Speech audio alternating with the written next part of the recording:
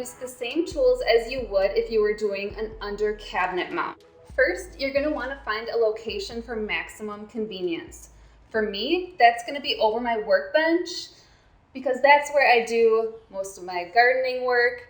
I come back and I do repairs on my bike and work on my not so trusty lawnmower. And again, we want to remember that you are going to have to plug this in, so make sure that you have access to an outlet. And for me, that is right under the table here. So we're going to want to position the template on the wall once you find your location and use the level.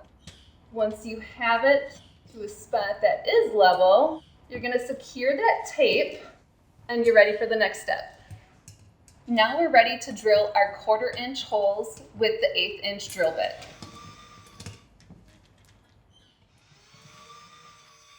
Now it's time to put the bracket onto the wall. So we're going to go ahead and put the 0.4 inch under cabinet mounting self tapping screw. And now that the last screw is in, we are ready to mount the dispenser. And you are going to insert the 0.6 inch dispenser securing screws, and there should be 3 for each side. And from there, we can hook that up to some power. And you're ready to enjoy your paper towel dispenser.